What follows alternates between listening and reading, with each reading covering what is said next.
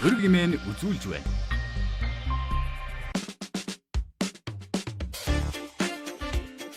Үзэгч та бүхнийхээ орон амгалан айлтгая. Өрг нэвтрүүлгийн шинэ дугаар эхлэж байна. Бид энэ удаа улсын их хурлын гишүүн Монгол улсын шадар сайд Амар сайхантай ярилцахаар ураад байна. Бидэнд цаг гаргасан баярлалаа. За баярлалаа, өрсөн баярлалаа. За өнөөдөр санаандгүй тохиолдлоор бас таны яг 4 жилийн өмнө шадар сайдаар томилогдчихсэн энэ өдөр таарж байгаа юм байна. Харин тийм биш үү? Би ч бас анзаарлгүй явсан өнөөдөр байсан юм байна. 4 жил болчих. За онцлог ажлыг нь асуунаа. Одоо сүүлийн үед нүүрс тэврэл яваад байгаа. Анх Улаанбаатар хотод нэвтрүүлэхэд би хотын даргаар томилогдож ажилласан юм давхцсан үе байсан. Энэ үйл онцгой байгаа. Энэ үйл бол одоо урд өмнөх жилүүдээс онцгой байлаа шүү дээ. Өнгөрсөн жил онцгой байдлын ерөнхий газар ер нь нэлээд харт хүүхдэд жил болж өнгөрсөн. Жишээ нь 5 алба хаагч амьдсан. Тэгэхээр энэ хүмүүсийн арга гэр үр хүүхдэд Монгол төр ер нь яаж өөрөө барагдуулдаг? Нэлээд болж жил сүүлийн 1-2 жил бид хөрөнгө оруулалтыг бас харьцангуй нэмэгдүүлж байгаа. Гэхдээ хангалттай биш. Зарим асуултаа ингээд нэг хэлбэртэж харуулах гэдэг. Жилдээ ер нь хэдэн удаа Орос явж байна? Та цагаан сарын засал номоо гандан төвчлэн хэд дээр уншуулдгүү? Ахыхаа сайн ном хэд дээр уншуулдгүү?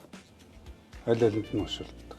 Тэгэхээр богдуулын тусгай хамгаалтын газар эзэмшихэд аялал жуулчлалын зориултаар л эзэмшдэг. Та тэндээ амьдэрдгүү аялал жуулчлалын зориултаар эзэмшдэг үү? За би бол ер нь одоо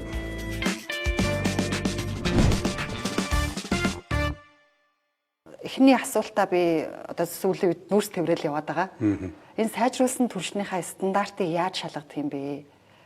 Одоо гадаад руу явуулаад шинжилгээнд явуулсан гэдэг хариу нэрээгүй байна гэж хүлээгээд байгаа. Ер нь өвөл болохоос өмнө шинжилгээнд явуулчих байсан юм шүү. Бид нар бөхчүүдийн шээсийг шинжилгээнд өгөөд л улсаараа шинжилгээнийхээ хариу хэлцдэг шүү дээ. ер нь бол энэ сайжруулсан түвшийг анх Улаанбаатар хотод нэвтрүүлэхэд би хотын даргаар томилогдож ажилласан юм давхцсан үе байсан. Тэр цагаас хойш байнгын одоо стандарт шаардлага нийцүүлсэн байхтай холбоотой лабораторийн шинжилгээнүүд тогтмол хийгддэг. Ерөөсөө хийгддэггүй биш. Хийгдэж байгаа. Сүүлд бол нэлээд одоо олон нийтийн эргэлзээтэй холбоотой ийм нөхцөл байдлууд үүссэн учраас яг энэ дотоодод үйл ажиллагаа явуулж байгаа дотоодын болон гадаадын хөндлөгийн лабораториудын гаргаж байгаа шинжилгээнүүд яг бодиттой байна уугүй юу гэдгийг бид бас дахиад хөндлөнгийн буюу бусад улс орны лабораториудаар шинжилүүлье гэж ингэж явуулсан юм байна. Жил болго явуулдаг гэсэн үг гадаад руу? Гэхдээ гадаад руу өмнө бол бид нар явуулж ирсэн шүү дээ. Одоо жишээ нь 19-с 20 он тэгэл 21 онд бол байнга явуулдаг байсан. Давхар нэгтэлж явуулдаг байсан. За сүүлийн одоо 2-3 жил явуулаагүй байсан. Дотоод гэхдээ манай Улаанбаатар хотод SGS гэдэг Английн хөндлөнгийн олон улсын лаборатори ажилладаг. Тэр лабораторид байнга одоо шинжилгээнд өгч хариугаа авдаг юм билээ. Хяналт шалгалтаа хийлгдэг. Сүүлд нэлээд нутаатай холбоотой асуудлууд бас анхаарах шатанд хүрсэн. Дээрээс нь одоо эргэлзээ тайлах хэмжээнд зарим нэг нягтлаг ажлыг хийх ёстой байсан учраас энэ үйл онцгой. Энэ үйл бол одоо урд өмнөх жилүүдээс онцгой байлаа шүү дээ. Тийм учраас энэ яг түлшинтэй байна уу эсвэл энд хийж байгаа лабораторийн шинжилгээний зөрүүтэй байна уу? Нэг бол эргэлзэх хэмжээнд бодиттой бус байна уу гэдэг эргэлзээг тайлах хүрээнд дотоодоос хамааралгүйгээр гадаад улс орны лабораториудад явуул шинжилүүлж байгаа. Одоо өмнө мэрэгжлийн хяналтын ерөнхий газар байсан бүхэл хяналтыг тавьдаг тий одоо чанарыг нь стандартыг нь одоо мэрэгжлийн хяналтын ерөнхий газар байхгүй болоод бүх яамнууд дээр хувирлагдсан. Тэгэхээр энэ хяналт алдагдаад байгаа юм биш үстэй. Мэргэжлийн хяналт байхгүй болсноор хяналт алдагдах тухай асуудал ерөөсөө байхгүй. Яг гэвэл тухайн салбар яамд орон нутагт нь мэргэжлийн хяналтын чиглэл хэрэгждээр хэрэгжээд явж байгаа. Бодлого гаргадаг, түүнийг хэрэгжүүлдэг яамдууд нь салбар нь өөрсдөө хяналтаа тавиад явдаг байх ийм тогтолцоог нь бүрдүүлье гэж нэг талаараа, нөгөө талаараа стандартгүй хяналт тавьдаг сонирхлын эсвэл одоо стандарт бус шаардлага хяналт тавьж мэргэжлийн нэртэй мэргэжлийн бус хяналт тавьдгаа зогсоогоод стандартаа шаарддаг бол стандарт нь хяналттай хяналт нь өөр стандарт байг гэж ингэж одоо салбарт нь чиглүүлж зохион байгуулалтыг хийсэн. Одоо аль ч салбар хяналтаа хийгээд явах нь нээлттэй бөгөөд өөрсдийнх нь хуулиар болгоцсон чиг үүргийн өрөөнд нь байж байгаа. Тийм учраас энэ дээр хяналтгүй боллоо гэдэг асуудал ерөөсөө огт байхгүй. Харин тэр хяналтыг тавих ёстой албан тушаалтнууд мэргэжлийн хүмүүс хяналтаа тавьж чадаж гэнэ үгүй юу гэдэг дээр бид давхар хяналт тавих ёстой. Сая оны өмнө таны яг манлайлж хэрэгжүүлэгчээс Евразийн эдийн засгийн чөлөөт худалдааны хилцээр хойшлцглаа. Энэ уг нь манайд экспортын хувьд ашигтай байсан хилцээр шиг санагдаад байгаа. Ер нь гэтэл яагаад хойшлов? Одоо ийм өрсөлдөөнд бэлэн биш байсан компаниудын лобби ороогүй бидтэй гэсэн хардлага байна. За энэ асуудлыг бол яг хариуцж ажиллаж байгаа нь эдийн засгийн яам. Тэргүүн шатар сайдгаан төмрийн одоо хариуцж хийж байгаа ажил. За Оросын холбооны улс Монгол Улсын засгийн газар хоорондын комиссын Монголын талын одоо дарга гэдгээрээ би энэ асуудал дээр бас одоо тухайн цаг үетэй давхцсан учраас орж хариулт өгөхөөс аргагүй юм нөхцөл байдалд байсан. Ер нь бол манай улс гадаад худалдааны олон долгуурт нээлттэй бодлогын зарчмыг баримталдаг юм улс. Тэгэхээр гадаад худалдаагаа либералчилж бид нэгдүгээр зах зээлийг хэлэх, хоёрдугаарт үйлдвэрлэлийг хөгжүүлэх гэдэг нь шүү дээ. Тэгэхээр бид 1000 үйлдвэрлэлийг хөгжүүлээд хязгаарлагдвал зах зээлтэй цөөхөн хүн амтай. Ийм байхад бол бид үйлдвэрлэлийг хөгжүүлэх, зах зээлээ хэлэх тухай асуудал огт хүнд асуудал гэж ойлгож байна. Тийм учраас зах зээлээ хэлэх, ялангуяа энэ аж ахуй эрхлэгч бизнес эрхлэгчдэд боломжийг олох үүднээс. За нөгөө талаараа бол энэ асуудал хэрэгжсэн. Нөгөө талаараа альва энэ худалдааны ч бай олон улсын интеграцчлалт хилцээрт нэгдэхтэй нухацтай нарийн тооцоо судалгаатай хандах ёстой байгаа юм. Тийм учраас энэ асуудал дээр байр суурьа дотооддоо нэгтгэх шаардлага үүссэн. Яагаад гэвэл дотоодын үйлдвэрлэгчд аж ахуй нэгжүүдэд бид бас санал бодлын тусах ёстой. Энэ хэдийгээр бидэнд үр ашигтай ч гэсэн нөгөө талаараа бид бас байр суурьа нэгтгэж олон талын оролцоог хангах ёстой. Гадагшаа зах зээлээр хэлэх ёстой. Дээрээс нь өөрсдөө илүү орлого ашигтай ажиллах боломж нөхцөлийг зах зээлийнхэн зарчмаар аж ахуй эрхлэгчдэд олгох ёстой байгаа. Гэхдээ энийг бол бид нар байр суурьа нэгтгэж тэгээд гадаад ертөнцтэйгээ харьцах шаардлагатай байсан учраас түр хойшлуулж энэ аж ахуй нэг дотоодынхоо баялаг бүтээгч бизнес эрхлэгчтэйгээ уулзалдаж нэгдүгээрт одоо саналын нэг мөр авч тусгах, хоёрдугаарт нэгдсэн байр суурьнд хүрэх, за гуравдугаарт цаашдаа энэ өөрөө урт хугацаанд хэрэгжээд явах боломж нөхцөлийг бүрдүүлэх үүднээс түүний эцэст нь Монгол улс манай одоо иргэд бизнес эрхлэгчид хождог байх боломжийг бүрдүүлэх үүднээс л тодорхой хугацаанд хэлцээрийг хойшлуулж одоо ингээд ирэх 5 дугаар сард эцэслэхээр одоо эдийн засгийн яамны ажлын хэсэг ажиллаж байгаа. Уг нь бол хэрэглэгчдэд давуу тал болгоно тийм ээ. Өрсөлдөгч сонголт олон болно, үн чамдарна. Гэхдээ манай дотоодын үйлдвэрлэгч, дотоодын компаниуд бэлэн бус байна гэсэн үг үү? Өрсөлдөөнд. Гэхдээ яг зүгээр өрсөлдөөнд бэлэн нэгдүгээр биш гэхээсээ илүүтэй мэдээлэл хангалттай аваагүй байсан ийм нөхцөл байдал байна. Хичнээн төрлийн бараа бүтээгдэхүүнүүдийг бид экспортлж болох юм. Ямар бараа бүтээгдэхүүнүүдийг импортоор оруулж ирэх юм. Тэр нь дотоодын зах зээл дээр ямар одоо өрсөлдөөнийг бий болгох юм. Нөгөө талаараа одоо бид хэдийгээр дотооддоо үйлдвэрлээд хангалт нийлүүлэлт хийгээд байгаа ч гэсэн нөгөө түүцний зарчмаар энэ эдийн засгаа авч явж болохгүй байхгүй. Нэг нэгээ татаж унгаадаг. Тэгэхээр бид 3 сая зах зээлтэй хүн ам дотроо өрсөлдөх үү? Эсвэл 200 гаруй сая хүн амтай зах зээлд бизнесээ тэлж үйлдвэрлэлээ өргөжүүлж үр ашгаа нэмэгдүүлэх боломжоо эрэлхийлэх үү гэдэг бол хаана бодох ёстой асуудал. Нөгөө талаараа бол хэдийгээр бид олон улсын энэ холбоо эдийн засгийн холбоотой гэрээ хэлцээр хийж байгаа ч гэсэн дотоодын аж ахуй нэгжүүдэд мэдээлэлээр бүрэн хангахгүйгээр үл ойлголцол дотооддоо үүсгэж болохгүй. Тэгэхээр ажлын хэсэг дутуу ажилласан гэж хэлж байгаа. Тэгэхээр тэр дутуу ажилласан үл ойлголцлууд бий болохгүйгээр бид гадаад зах зээл дээр өрсөлдөх тухай асуудал байхгүй.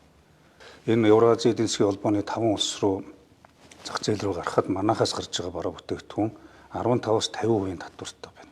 Тийм учраас бид энэ зах зээлүүд рүү ямар ч төрлийн бараа бүтээгдэхүүн гаргах боломж байхгүй. Цааталдаа ашиггүй, өндөр татвар төлнө.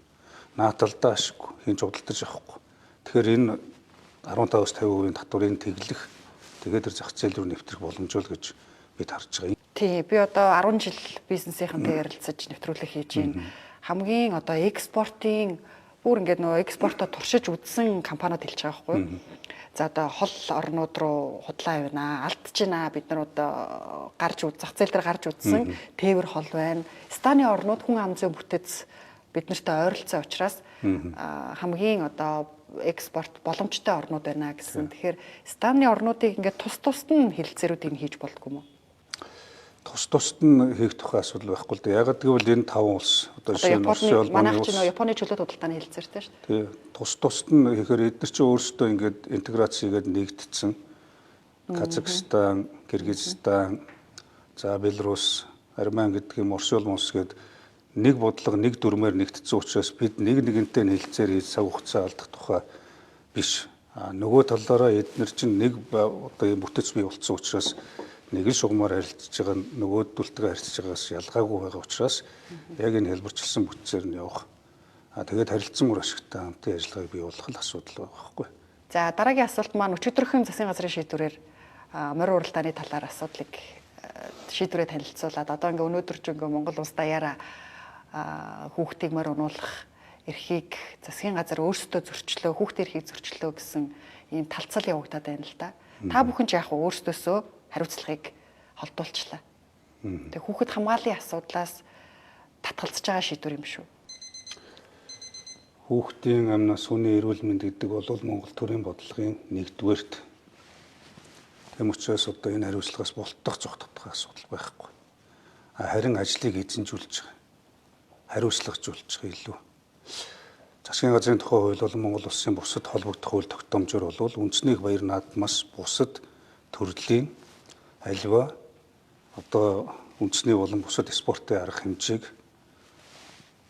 засгийн газар зохион байгуулах гэдэг юм уу зохицуулах эрх үүрэг байхгүй. Тэгэхээр хуулийн хэрэгжилтийг хангуулж тухайн одоо жишээ нь хурдан морь хаана уралдаж байгаа, аймаг орон нутгийн нутаг дэвсгэртээр уралдаж байгаа. Хэн зохион байгуулж байгаа.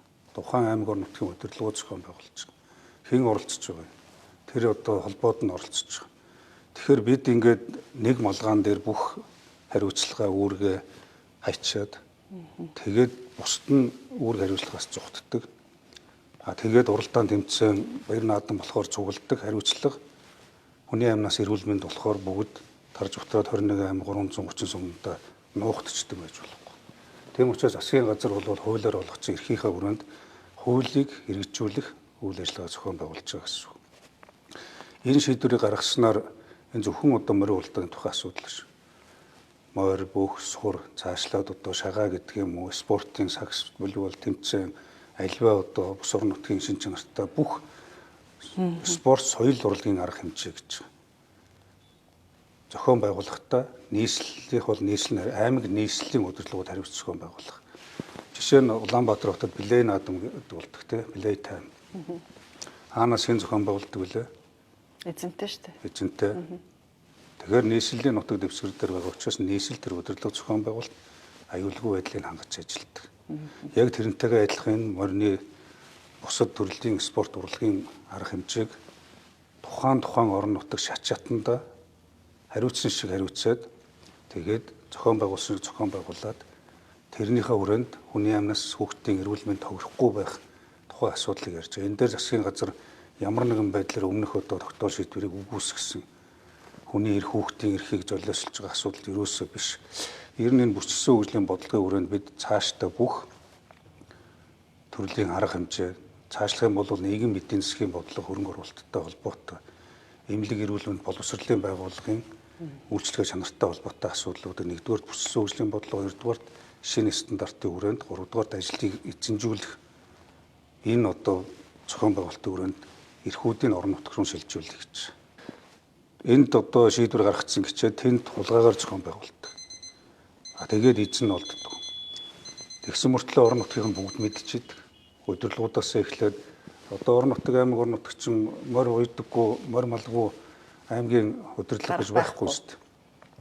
Оролцох болохоор бүгдээр илч бай, далдч бай, хуулийн өрөөнд ч хулгайгаарч бай, уралдаан тэмцээнд оролцох болохоор хэн нэгний нэр дээр эсвэл өөрсдөө нэр дээр оролцдог. Хариуцлага хүлээг болохоор эзэн байхгүй эсвэл засгийн газар тэр асуудлуудыг зохицуулдаг байж болохгүй байхгүй. Тийм учраас энэ хүрээнд асуудал яригдчих. За миний дараагийн асуулт бүсчилсэн хөгжил ярьсан дээр одоо танай засгийн газар төрийн өмчит компаниудыг татан буулгана, цөөрүүлнэ. Төр одоо өөр хувийн хвшлийг хийж болох ажил төр оролцохгүй гэд байгаа хэрнээ нөгөө талдаа нэг гараараа үндэсний хороодын тоог нэмээд байна л да. Одоо таны харьяа гэхэд 2-3 ч үндэсний хороо байна. Бүсчилсэн хөгжлийн үндэсний хороо гэд. Эн чинь нөгөө талдаа ахаал зардал нэмээд байгаа юм шүү. Зардал гэж харж болохгүй л дээ. Тэгээ ер нь бол зардал гарахгүйгээр альва бодлого шийдвэр хэрэгжихгүй. Гэхдээ тэр зардал зөв байх ёстой, оновчтой байх ёстой, үр дүнтэй, бүтээмжтэй байх ёстой.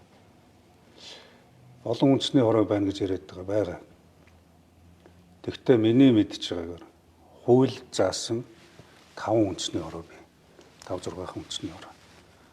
Бусд нь бол төсөвгүй. Ямар нэгэн хүн ажилтгүй, цалин үйлс авдаггүй. Зөвхөн төрийн бодлогын үйл ажиллагааг уялдаа холбоотой явах салбар дундын уялдаа холбоог хангах. Альва бодлого шийдвэрээс тухайн аль ч салбарыг орхигдуулахгүй байх ажлын уялдаа холбоо харилцсан хамтын ажиллагааг бэхжүүлэх хүрээнд энэ үндэсний хороо гэж байгаа. Байх ч ёстой, цаашдаач байх зайлшгүй шаардлагатай. Энийг одоо нэг талаараа мэдлэггүй, мэдээлэлгүй эсвэл нөгөө талаараа улс төржүүлж засгийн газрын үйл ажиллагааг үүсгэсэн нэг бол одоо төрийн өмчт үйлдвэрийн газруудын үр ашиггүй байдлыг зэгцлэе гэсэн энэ зөв бодлоготой зэрэгцүүлж авчирч тэр төрийн өмчийн бодлогын одоо компаниудын цаана байгаа эрх ашигыг сулруулах гэсэн байгаагаар нь байлгаж алдагдлал үүрүүлж ард нь баахан нөхдөө цалинждаг, тууцдан суудаг. Тэгээ тэр үйл ажиллагааг дамжуулж 8 худалдаагаа хийдэг, шахааны бизнесээ хийдэг байх энэ сонирхлыг авч үлдэхийн тулд үндэсний хороог зэрэгцүүлж авчирч хүчин сулруулах гэсэн ийм ажил явж гэнэ удаа гэж би хэлээд өгнөж байгаа. Тэр үндэсний хороо бол байх ёстой. Тэгэхээр энэ ганцхан салбарын асуудлыг одоо холбож ярих биш. Бүх салбарын уялдаа холбоог хангахын тулд нэг дор суугаад мэдээлэл ойлголтоо нэгтгээд нэгдсэн шийдвэр гаргаж нэгдмэл бодлогоор гүйцэтгэлийг хамгаалахын тулд ийм зохион байгуулалтын ажил явуулж байгаа үндэсний хороо гэж. Тэрнээс хэн нэг албан тушаалттай болох гээд, эрх мэдэлтэй болох гээд яамны хажуугаар яам байгуулах. Харин зарим үндэсний хороод нь үйл ажиллагаа нь давхцаад байна уу гэж хараад байгаа байхгүй. Орон сууцчлуулах үндэсний хороо жишээ нь барилгын салбар нь барилгын яам нь хийчих болохоор юм шүү. Барилгын яам хийж болно. Барилгын яам хийхин тулд бодлогын уялдаа байх ёстой. Үйл ажиллагааны нэгдмэл ойлголт байх ёстой. Тэрний цаана зүгээр нэг бодлого гаргаад хэрэгжүүлээд нэг барилга, нэг яам шийдвэр гаргаад нэг аж ахуй нэг жорж ирж хийгээд тэгээ юм болцдог зүйл биш. Энэний цаана чанар гүйцэтгэл тэгээд хөрөнгө оруулалтыг өрөөгөөж гэж бас тэр өрөөгөөж нь өөрөө нийгмийн асуудал байх ёстой. А тэрний цаана байгаа бүх аж ахуй нэгжүүдийг хариуцлагажуулж байгаа асуудал. Энэ өнгөрсөн хугацааны алдаа гарахгүй тулд үндэсний хэмжээнд бүх шатны ойлголтыг нэгдмэл болгоё. Уялдаа холбоогоо нэгтгэж нэгдэж суугаад юмаа ярьдаг бол нийлээд ажиллая. Тэгээд эцсийн үрд нь бүгд эзэнтэй хариуцлагатай байж гэж үндэсний хороо явуулж байгаа байхгүй. За та цагаа барихыг бодорой. Нэг асуултанд 3 минутанд багтааж хариулт авах юм. Та асуугаад л байгаа учраас би хариулал байгаа шүү дээ. За. Таны үндсэн харьяаны нэг байгууллага бол онцгой байдлын ерөнхий газар. Өнгөрсөн жил онцгой байдлын ерөнхий газар ер нь нэлээд харт хүүхдэд жил болж өнгөрсөн. Жишээ нь 5 алба хаагч амьдсан. Тэгэхээр энэ хүмүүсийн арга гэр үр хүүхдэд Монгол төр ер нь яаж өөрөө барагдуулдаг? Харамсалтай үйл явдлууд өнгөрсөн жилүүдэд болсон. Жишээ нь одоо газны осолд болсноос хойш одоо энэ чинь 1 жил болчихж байна. Ер нь онцгой байдлын байгууллагын үйл ажиллагаа өөрөө их эрсдэлтэй хүм мэдж байгаа. Гал ус, гамшиг зовлон, үер, галт төмөр за тэгэл одоо болцсгүй эрсдэлт хамгийн дөрөв явж байгаа. Тэгээд хамгийн их эрсдэл дунд ажил үргээ гүйцэтгэж байдаг. Тэгэхээр энэ байгууллагын хүчин чадлыг дээшлүүлэх, чадхыг нэмэгдүүлэх тал дээр энэ асуудал Монгол Улсын засгийн газрын бодлогын төвд байнга явж ирсэн. Цаашдаа ч гэсэн өшөө сайн бэхжүүлэх ёстой. Гэхдээ энэ байгууллагыг бэхжүүлэх ажлыг хийснээр бүх зүйл болчихгүй. Нэг зүйлийг хэлэхэд. Бүх зүйлийн түрүүнд гамшигын өмнө явдаг. Асуудал гарвал хинч сайн байна, сайхан байна гэж яхасаа илүүтэй асуудал донд явдаг учраас буруутгах тохиолдол их байдаг. Одоо ер нь нийт хэдэн ажилтнтай? Ер нь бол одоо нийт ажиллах хүчин чадлаас нэг 60% таа байна л гэж. Тэгэхээр одоо ийм төрийн зэргийн байгууллагын бас ажиллах хүн олдохгүй гэсэн үг. Тэгээ ер нь бол ажиллах хүн олдохгүйтэй биш л дээ. Төсөв хөрөнгө санхүүжилтгээ зүйлүүд. Гэхдээ энэ салбар хязгаарч төсөв хөрөнгө татаж болохгүй салбар. Ер нь бол онцгой цагдаа эмнэлэг батлан хамгаалах салбар гэсэн энэ салбарууд бол улс орны хөрөнгө оруулалтын хамгийн чухал салбаруудын нэг. Тийм учраас энэ салбарын хөрөнгө оруулалтыг одоо цаашдаа ч илүү өшөө нэмэгдүүлэх ёстой. Ягаад гэвэл уур амьсгалын өөрчлөлтөөр шалтгаалсан таахын аргагүй гамшиг эрсдлүүд улам нэмэгдэж байна. Өнгөрсөн одоо ингээд сая Лос Анжелесийн төмөр. Одоо Лос Анжелесийн төмөрлөг бүхэл бүтэн Америкийн нэгдсэн улс одоо тэрийг зогсоож чадахгүй хэдэн сар болж байгаа шүү дээ. Тэгэхээр энэ бол бодиттой шүү. Манай ч гэсэн одоо өнгөрсөн 23 онд, 24 онд ямар хэмжээний үеэр зууд болов. Одоо газар хөдлөлтийн давтамж улам нэмэгдэж байна. Тэгэхээр энэ цаашаа зүгээр одоо энэ байгалийн гаралтай гамшигт үзэгдлүүд 2030 он ихэд 40% нэмэгдэнэ гэж олон улсын байгууллагын гамшигын үнэлгээгээр. Дээрээс нь цаг уурын дагаарын гаралтай ийм гамшигт үзэгдлүүд 3 дахин нэмэгдэнэ гэдэг байна. Биднээс илүү их бэлэн байдлыг илүү их бэлтгэл байдлыг шаардж байна гэсэн үг.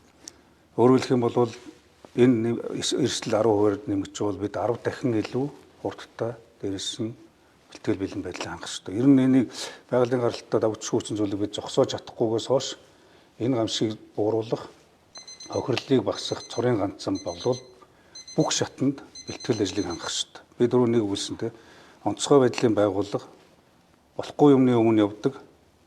Тэгээд болохгүй эрсдэл гарвал буруутгдаг юм газар байж болохгүй. Монгол хүний амнаас эрүүл мэндэд төрөнгийн бүрэн бүтэн байдал гэдэг бол Монгол хүн бүрийн, аж ахуй нэгж бүрийн, төрийн байгууллага бүрийн, албан тушаалтын бүрийн харилцан хариуцлагатай, ухамсартай хамтын ажиллагаанаас шалтгаална.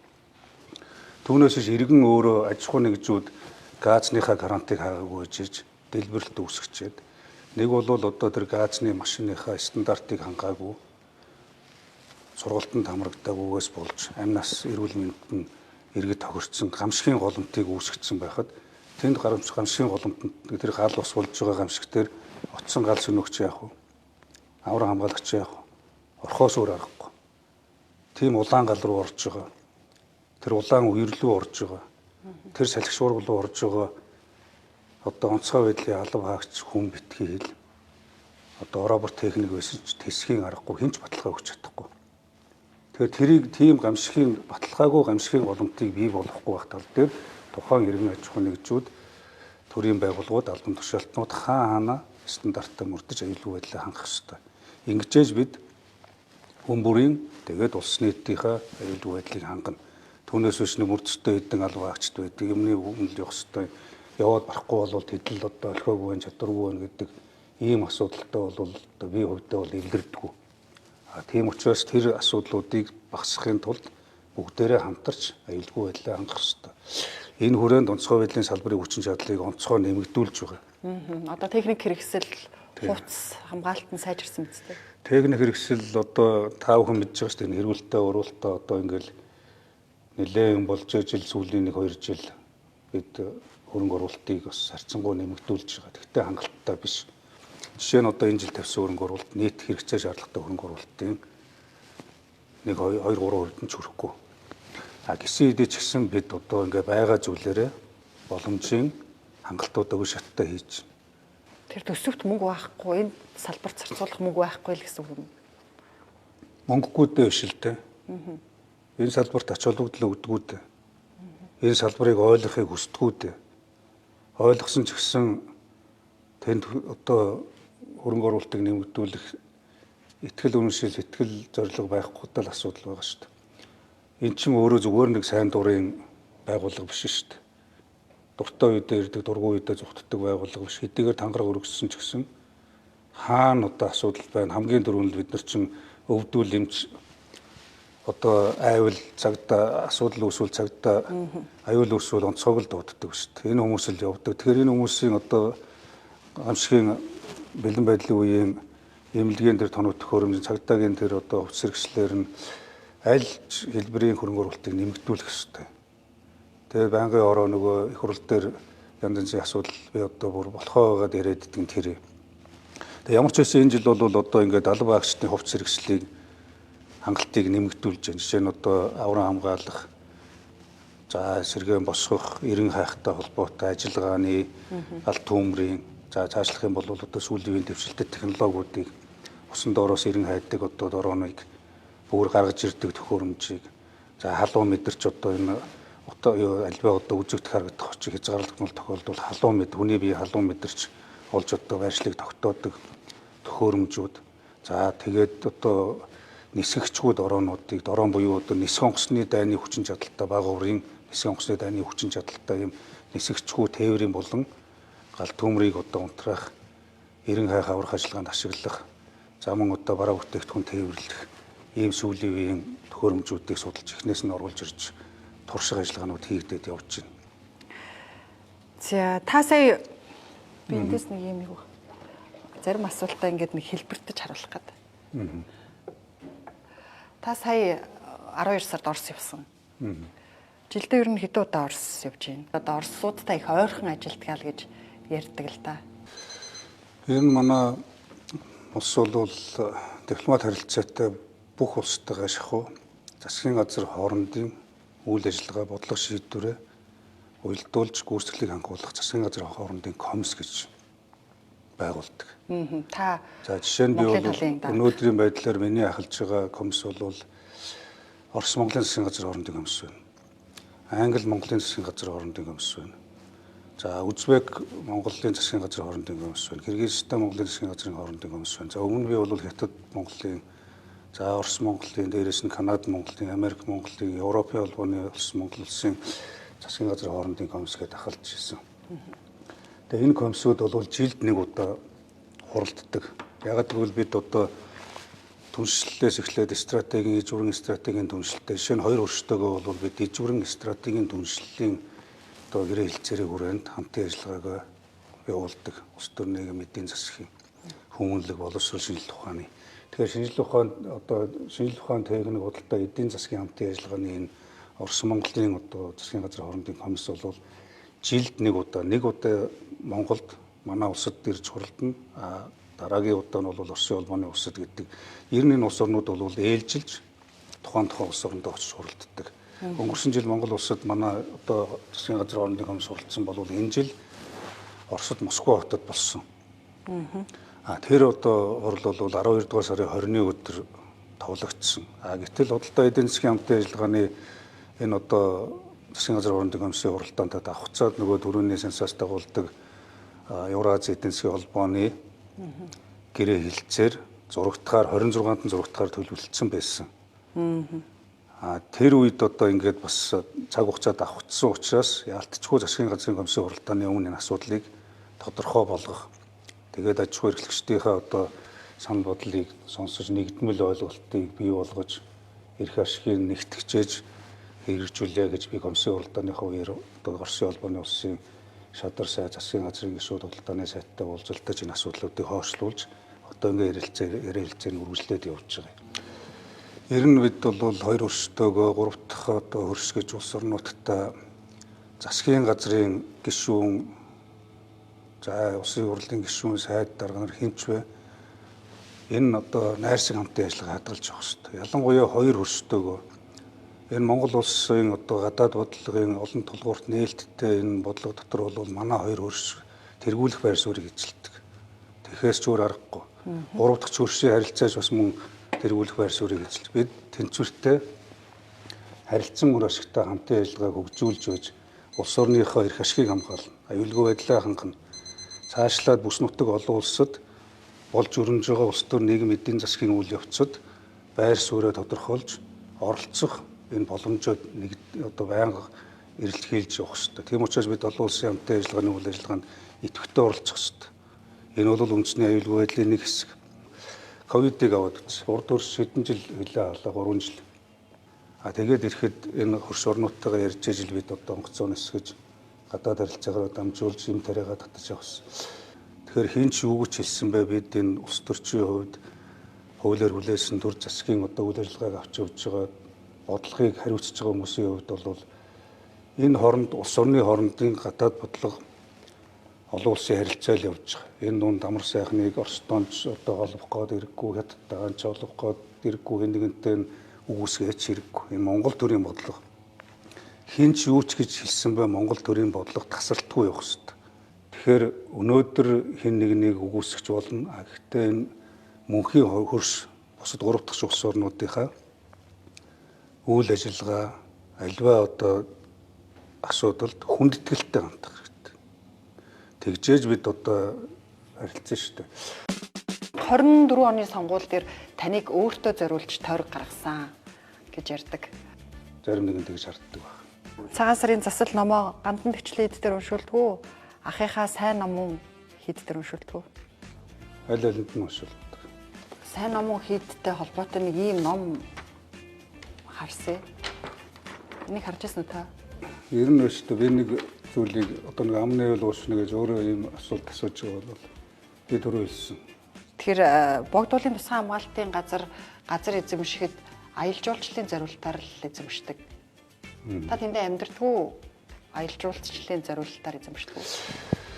За би бол ер нь одоо орлого ашиг гэдэг юм тэрийгээрээ л бий болгосон амьдрал. За дараагийн асуулт маань 2024 оны сонгуул дээр таныг өөртөө зориулж тойрог гаргасан гэж ярьдаг. Одоо танай тойрогт 16 мянган саналаар сандаг очир гишүүн болж байхад баруун бүсэд 80 мянган санал аваад гишүүн болж чадаагүй хүн байна. Би идэвхтэй улс төрд ороод 20 онд их хурлын гишүүнээр сонгогдоод 21 он шадар сайд болоод ингээд 4 жил болж байна. Их хурлын гишүүнд 2 дахь сонгогдоод 5 дахь жилдээ явж байна. Энд ямар нэгэн өөртөө зориулж хэн нэгэн тойрог гаргаад тэрийг одоо төр барьж байгаа эрх барьж байгаа нам шийдэд явдаг асуудал зарим нэгэн тэгж харддаг байна. Энэ хүчилсэн бодлогын хүрээнд ялангуяа яагаад энэ нийслэл чинь нэг тойрог биш, нэг дүүрэг биш, нэг аймаг сум биш.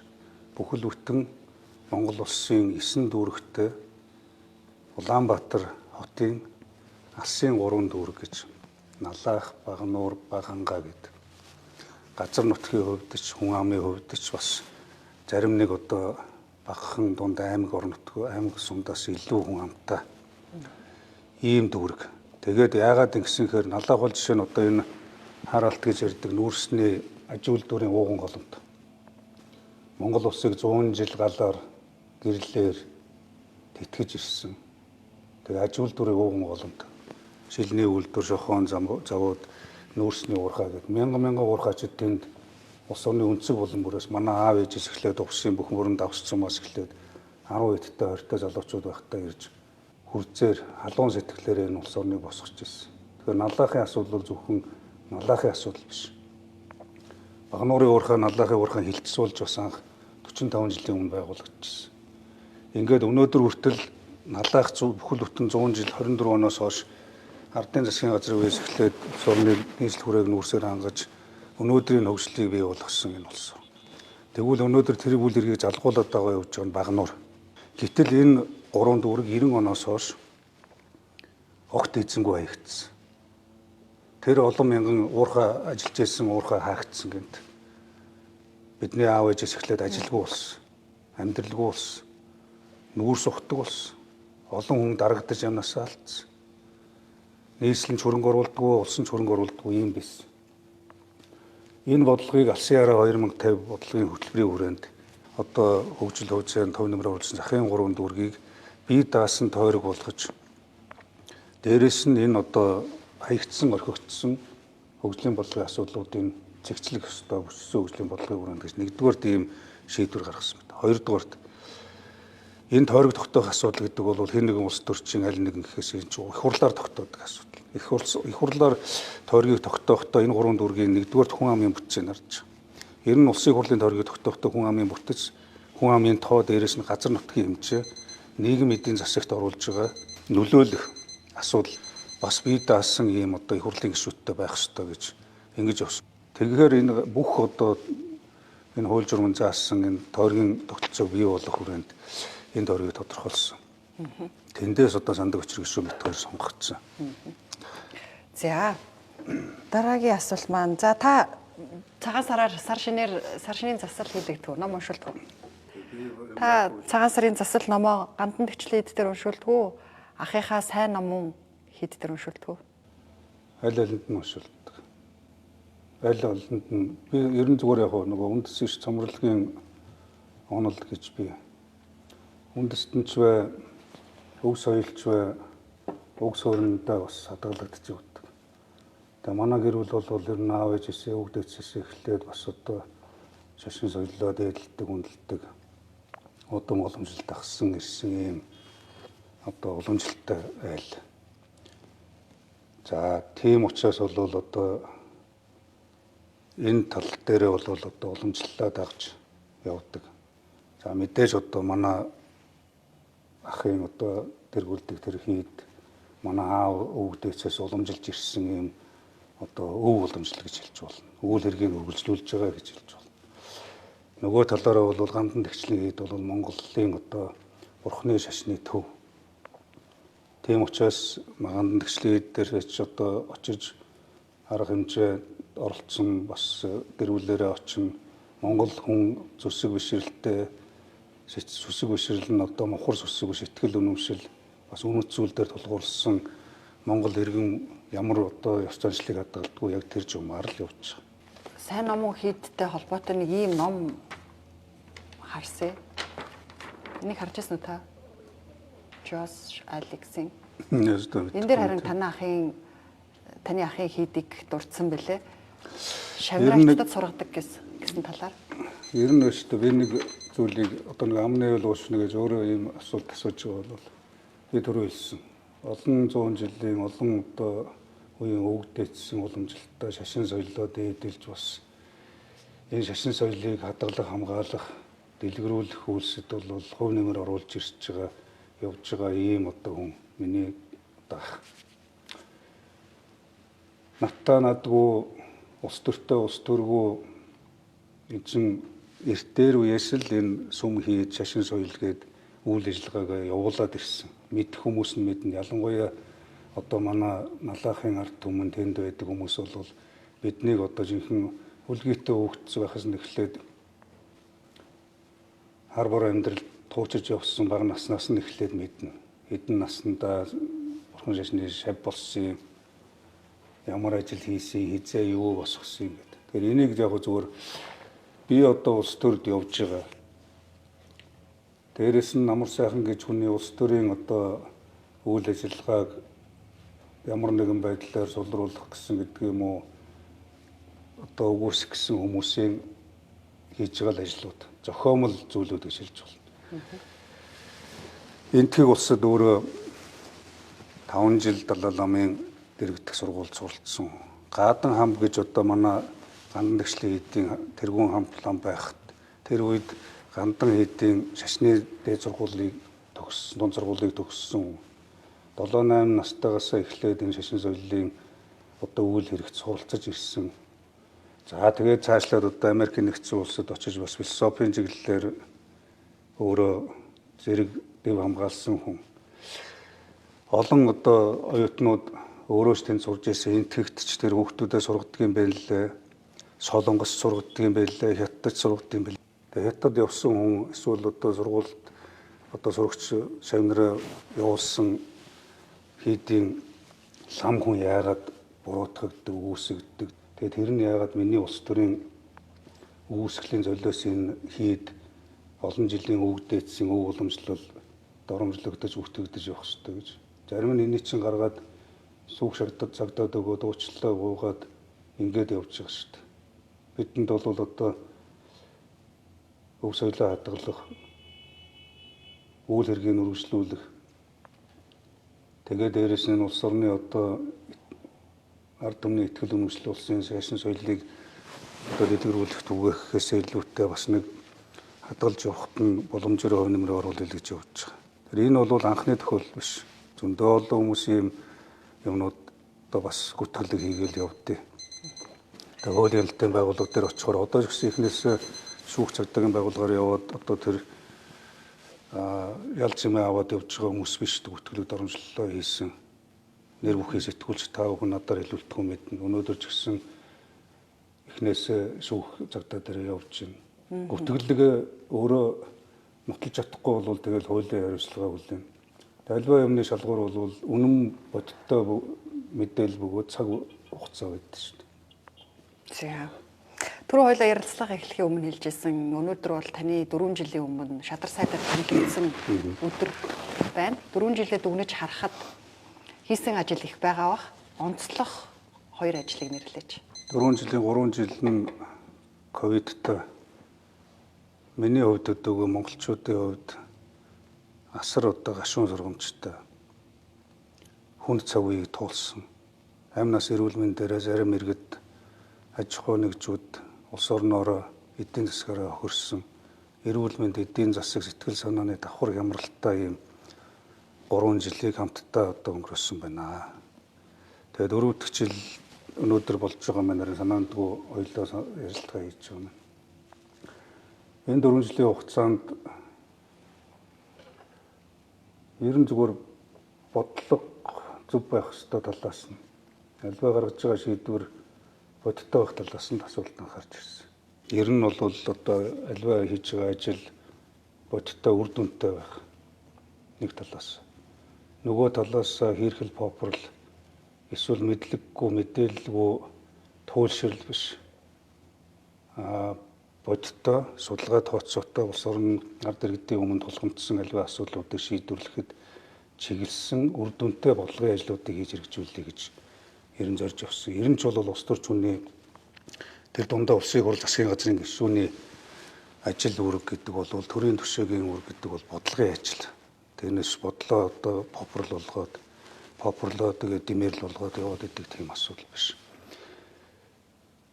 Тэгэхээр тэр бодлогыг хэрэгжүүлэх тал дээр одоо жишээ нь стандартыг нэвтрүүлэх бид стандартгүй байсан учраас өнөөдөр эмгэгцэгцгүй эрэм дараагүй ундуу сундуу айл шиг болцсон байна.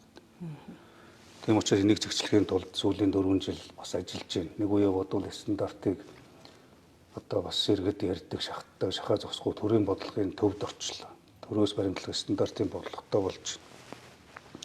Тэгэхээр энэ бол мэдээж нэг өдөр 1 жил 2 жилийгээ дуусдаг ажил биш. Суурийг тавьж байгаа. Дөрөв би ярьсан үндэс гэж тэ.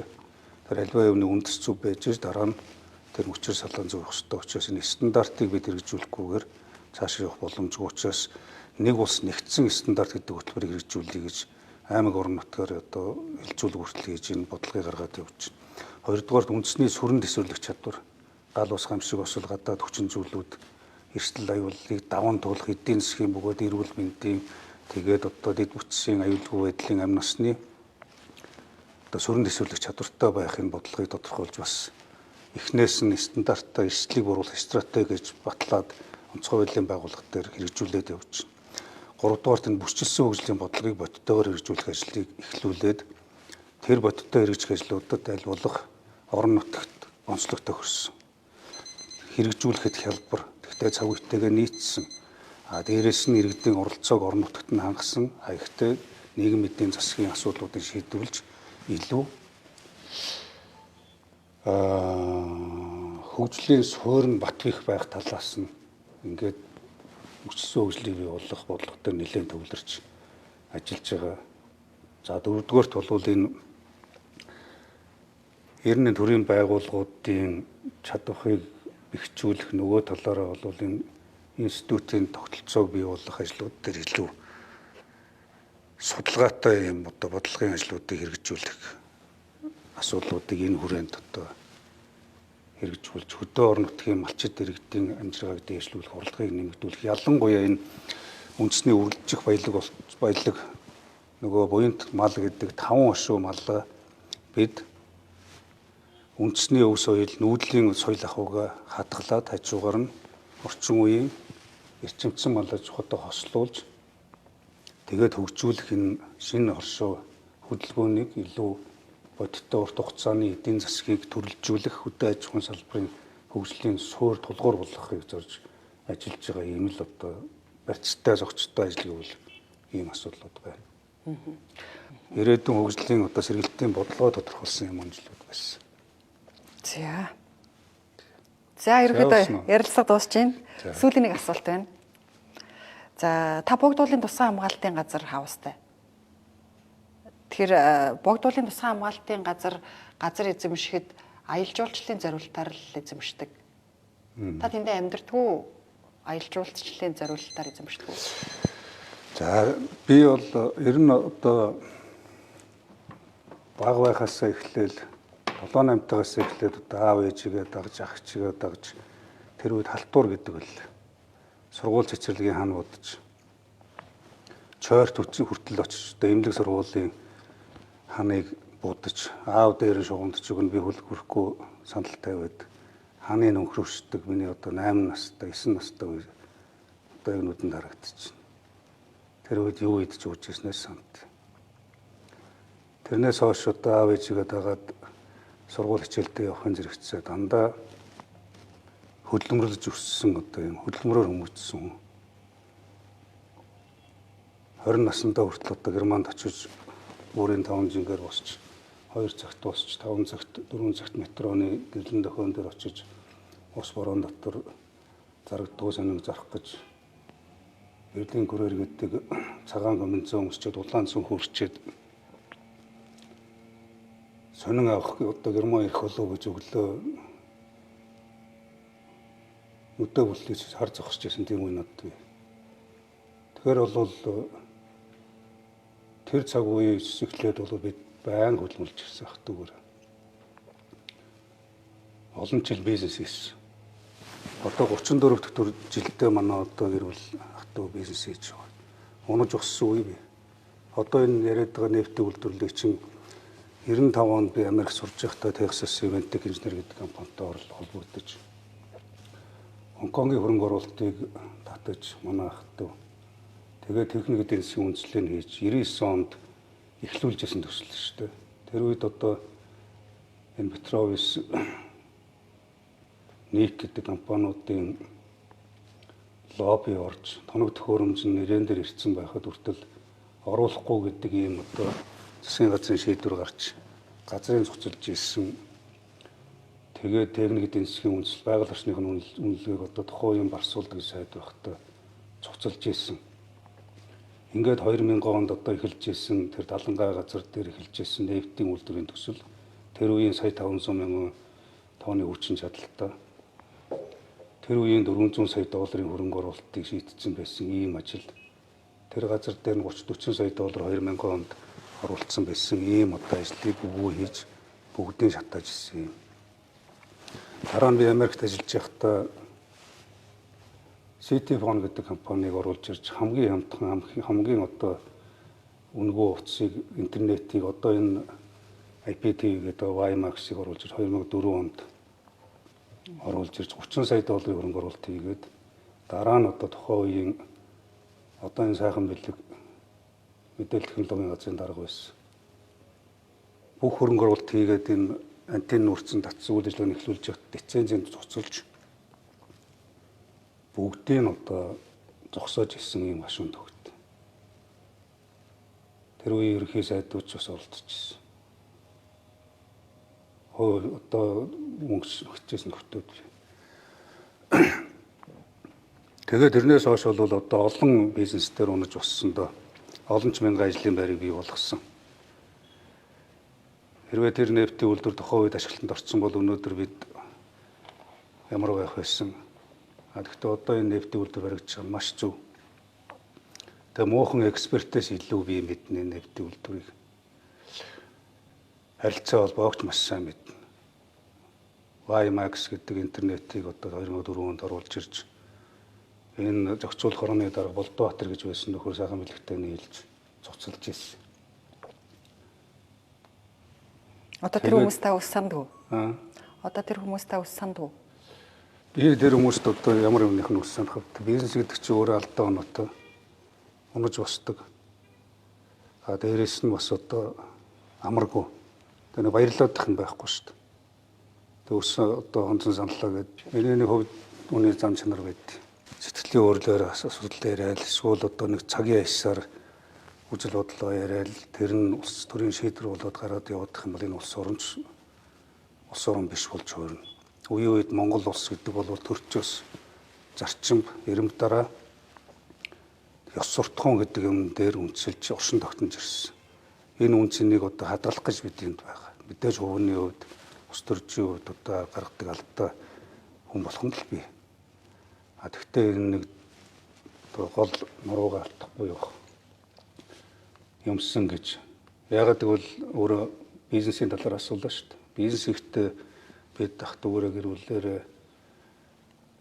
одоо сүүлд би одоо энэ аж ахуйн гэж энэ улс төрд орохоос өмнө 15 жил компани удирдсан. Олонч төсөл хөтөлбөр хэрэгжүүлсэн. Олончуудаа асуудал одоо шийдвэрлсэн. Тэгээд тэр байр орон сууцч бай, босгосон бизнесч бай. Яг хууль журмын хүрээнд тэр бизнесийнхаа үр ашиг гэдэг юм уу, золиос гэдэг юм уу, орлого ашиг гэдэг юм уу тэрийгээрээ л бий болгосон амьдрал. Улс төрд орохоос өмнө одоо яриад байгаа тэр хаус гэдэг чинь би бүр 2010 онд барьж орсон. 2000 онд амар сайхан улс төрд орохны үтгийл нэр нь улс төр сурагч байгаагүй юм залуу байсан. Өдөр шөнөгүй ажилласан. Өнөөдөр ч бас судалмөрлж байгаа. А гэхдээ улс төр бизнес хоёрыг би орсон цагаас хойш салгасан энэ миний зарчим. Бизнес аж ахуй зарчмаар тэр хийдэг хүмүүс нь хийгээд яв. Улс төрчдийн одоо гэр бүл ойр дотны хүмүүсийн бизнес ил толд байх хэвээр. Нээлттэй байх хэвээр. Дээрээс нь эрхцэн хүрээнд байх хэвээр. Тэр жаашинд өнөөдөр ганцхан бие амьдраад байгаа зүйл байхгүй шүү дээ. 60-70 мянган хүн амьдарч байна. Үндсэн хуулийн цэцэн хүртэлтэнд очиод аль 7-8 онд байшин саваа барьцсан л байсан. А энийг мөсгөж одоо намайг нэг улс төрд орчоод газар аваад эсвэл нэг байшин бариад явцсан юм шиг гэж. Би одоо хамгийн сүүлд голомт компаниас улс төрд орохоос өмнө 50 тэрбумын зээл аваад тэрийг 130 тэрбум болгох төлсөн баримтны хүртэл өнөөдөр байж байгаа. Зээл, хүү, алдан гэд альч тендер ямар ч төслөөс аваад ямар нэг юмд оруулсан юм нэг ч хэрэгч байхгүй. Өөрийнхөө амьдралыг тодорхой хэмжээнд болгоцсон, гэр бүлээ болгоцсон учраас одоо ингээд улс төрд нэг амьдралдаа болох гол олоогүйгээ, идээгүйгээ, үзээгүйгээ үцэх гэдэг явах ямар ч шаардлага байхгүй. Одоо манай газрын тус боловсруулах үйлдвэр 6 жил болчоод ингээд үндсэн үйл ажиллагааныхаа дөнгөж 20% та явж гин. Санхүүжилтэн дахин одоо хэд дахин нэмэгдчихлээ. Ахаад сая одоо их хурлаар ингээд 400 сая долларын санхүүжилт эрхийг та нар батллаа шүү дээ. Тэгэхээр одоо энэ үйлдвэрт маань ирээдүй байна уу? Энэ үйлдвэрээ ингээд ашиглалтанд оруулах гэсээр байтал Петрочайна түүхийн идэ боловсруулаад зөөгöd гаргаад дуусчих юм шүү. Энэ ажлын хэсгийг би 21 онд ажиллаад бас ахалж ирсэн. Эхний 2-3 технологийн болон процессийнх нь юуных нь одоо гэрэл цэрийн ажлууд дээр хүртлийн төвийн талуудтай харилцаж бас ажиллаж байсан. А сүүлд аж үйлдвэр эрс соёлын яам байгуул эрх үүргэн шилжээд ингээд 2-3 жил болж байна. Тэгээ энэ бол маш чухал төсөл. Ямар нэгэн байдлаар бид энэ төслийг маш богино хугацаанд явуулах ёстой. Гүйцэтгэл хангуулж дуусгах ёстой. Энд ус төржилт хэрэггүй, энд ямар нэгэн одоо илүү дутуу мэрэгжлийн бус шүүмжлэлүүд янз бүрийн юм явдаг. Миний харж байгаагаар энэ үйлдвэр төлөвлөснөөр 27 онд ашиглалтанд орох ёстой. Графикийн дагуу явж байгаа. Гэхдээ хугацаа алдсан. Яагаад хугацаа алдсан гэхээр ковидын 3 жилийг бас алдсан. Тээврийн зардал 3,000 доллар байсан тээврийн зардал 10,000 доллар хүртэл болж өссөн байд тэр үед. Энэ төхүүд нь орж ирээд энэ тээврийн зардал ингээд өсчлөө, зардал дийлдэхэ боллоо гэж ярьж байсан ч үгүй би. Тэгэхээр одоо анх авсан санхүүжилтээс 20-30% хүртэл нэмэгдэх асуудал сая яригдсан, шийдвэрлэгдсэн тийм. Шийтгэхээс ч өөр аргагүй. Өнөөдөр бидний авч байгаа талах оруулж ирж байгаа контейнер бараа ямар хэмжээтэй үн өсөлөө. Яг тэр өсөлтүүд тэр төсөл дээр явж байгаа. Тэгэхээр тэрийг харин одоо цаг хугацаа алдахгүйгээр санхүүжилтийг хийгээд тэр технологийн дамжуулалтын нь одоо тендер сонгон шалгуултыг хийгээд гүйцэтгэлийг хурдан хангуулах хэрэгтэй. Хяналтаа сайн тавих хэрэгтэй. Харин энэ дээр хяналт сайн тавих хэрэгтэй. Хоёр зүйл дээр анхаарах хэрэгтэй. Хяналт сайн тавих хэрэгтэй. Энэ хяналт нь өөрөө олон улсын стандарт, яг энэ одоо нэв боловсруулах үйлдвэр. Тэгээд тэр дамжуулах, боловсруулах процесс нь гарах бүтээгдэхүүний чанар стандарт гэдэг юм дээр онцгой анхаарал хандуулж хяналтаа тавих хэрэгтэй. Гуравдугаарт нь түүхийн эдийн найдвартай тасралтгүй хангалтыг хийх хэрэгтэй. Одоо манад юунаас даачин тамсгийн петрочойныг гаргаж байгаа түүхийн эдүүдээс эхлээд шинээр зарим газрын түвшний компаниуд олборлолтоо хийж эхлэх гэж байна. Энэ олборлолт хийж байгаа бүтээгдэхүүнүүдэд бүтээгдэхүүн хуваах гэрээнийхээ хүрээнд найдвартай тасралтгүй хангах ажлуудыг л хийх хэрэгтэй. Хэрвээ түүхийн эд байхгүй бол одоо бензингүй машин шиг л болно шүү дээ. Тийм шүү дээ. Тийм учраас түүхийн эдийн хангалт нийлүүлэлт дээр онцгой анхаарал хандуулж ажиллаа гэдэг үүрэг даалгаврыг засгийн газраас бас тухайн сайдд өгсөн байгаа. Тэгээд одоо манай улс төрхийн хоржоонтой ч юм шиг та түрүүн түүх ярьлаа шүү, бизнесийнхаа түүхийг ярихад газрын тос боловсруулах үйлдвэр барих гэж байтал хин нэгний ирэх ашиг орж ирээд ингээд цуцлагдчихсан ингээд. Тухайн үед үйлдвэр баригдсан бол хэдийн хэмжээний өртгөөр баригдах байсан? Хэдэн онд ашиглалтанд орох байсан? За зүгээр түүх учраас хэлэхэд 400 орчим сая долларын хөрөнгө оруулалттай манай компани одоо манай ах トゥ нар судлаад Канадаас одоо мэргэжлийн компаниудыг авчираад Хятадын одоогийн энэ CNPC-гээр зураг төслийг хийлгэжсэн. Энэ зураг төсөл хийсэн компани. Одоо тэр тон репортер шахуу заасууд манайгаа болоход байж л дээ. Зураг төслийнх нь. Цаг хугацаа 2000 онд эхлүүлээд тэгээд 2003 онд ашиглалтанд орно гэж 2 жил ахс барна гэдэг. Бүр төмөр замаа хүртэл татсан. Газрын одоо хөрсний инженерингийн судалгаагаа хүртэл хийсэн. Ус дулаан цахилгаанаа хүртэл татсан, ашиг ороогоо хүртэл татсан. Тэгээ ажлаа хүртэл эхлүүлж ирсэн юм үе шүү дээ. Тэр 3 жилийн дотор ашиглалтанд орох боломжтой юм шүү дээ. Тэгвэл одоо энэ манай үйлдвэрийг тэгж хугацаагаар шахах боломжтой. Одоо бол боломжтой. 27 онд ашиглалтанд орох ёстой шүү дээ. Ковидын 3 жил хилгаал хаасан тоног төхөөрөмж тээвэрлэгт боломжгүй байсан, гацсан, удааширсан, үн өртөг нэмэгдсэн, ажлын хүчин орж ирээгүй, хилгаал хаалттай байсан гэдэг энэ цаг үеийг тооцоход буцаад энэ ашиглалтанд орох боломжтой байхгүй. Тэгэхээр 27 он гэж тооцсон. 25 онд ашиглалтанд орно гэж хэлсэн шүү дээ. Түүхийдээ яаж шийдэх вүсэ? Одоо ч манайхан бас түүхийд 100%. Яг одоо манай энэ үйлдвэр бол улсын хэрэгцээг бүрэн хангахгүй шүү дээ. Ямар ч байсан одоо аюулгүй нөөцөө бүрдүүлэх одоо импортоор орж ирж байгаа 100% орж ирж байгаа бол энэний хамгийн багадаа 30. За болж байгаа бол одоо 40% ч гэдэг юм уу 50% хангах боломжийг ирээдүйд бүрдүүлэх үндэсний одоо доктортой үйл ажиллагаа аюулгүй байдлын нэг хэсэг. Цаашдаа илүү бид нар гаднаас оруулж ирэх ёстой түүхийн нефтийг. Ер нь бол манай энэ түүхийн нефт чинь өөрөө бас хүнд нефттэй ордог гэдэг. Тийм учраас одоо гаднаас бас оруулж ирж холж сутгаж ер нь цаашдаа дотоод нөөцөөс нэмэгдүүлж ашиглах ёстой. Тэрийг харин илүү баталгаатай богино хугацаанд 27 он хүртэл бидний хийх чухал ажил энэ үйлдвэр барихтай холбоотой ямар нэгэн одоо асуудал бий хүндрэлтэй болно гэж бодохгүй байна. Яагаад гэвэл дандаа олон улсын компаниуд олон улсын стандартаараа хийж байгаа учраас. Харин тэрийг доктортой ажилуулах стандарт шаардлага хангасан түүхийн эдийг найдвартай доктортой хангах асуудал дээр холбогдох одоо байгууллагууд яамдууд анхаарч ажиллах ёстой. Бэлтгэлээс хангах ёстой. Нөгөө талаараа шаардлагатай гэвэл түүхийн нефтийг оруулж ирж энэтэй хольж нэрдэг байх олон төрлийн бүтээгдэхүүн гаргах боломж хүслийг бас давхар тооцож явах ёстой. Та тэгэхээр тухайн үед том төслийг эхлүүлж байсан ба шүү дээ. Энэ бол бас хэдийн хэмжээний мөнгөөр төгрөгөөр шатсан гэсэн үг үү? Зөвшөөрлийн цуцлсны төлөө. Би түрүү хэлсэн шүү дээ. Одоо тэр байгаа газар дээр 30 орчим сая долларын хөрөнгө оруулалт болсон. Дээрээс нь эдийн засаг, зураг төсөл, дооцоо судалгаа гэдэг портер шахам баримт бичиг одоо агуулхад байж идэг. Тэгээ цаана хөрөнгө оруулалтаа шийдсэн хил дээр зарим тоног төхөөрөмжүүд нэрсэн байсан үе. Одоо тэр бичгнүүд нь хүртэл байдаг шүү дээ. Засгийн газрын зогсоо гэсэн бичиг, байгаль орчны сайдд энийг зогсоож одоо хилээр тоног төхөөрөмж оруулахгүйгээр байгаль орчны нөлөөлөх үнэлгээг нь цуцал гэдэг. Нефтийн компаниудын лобби гэсэн үг үү те? Одоо тэгэл улс төрийн нефтийн компаниудын лобби явсан, улс төрийн лобби явсан.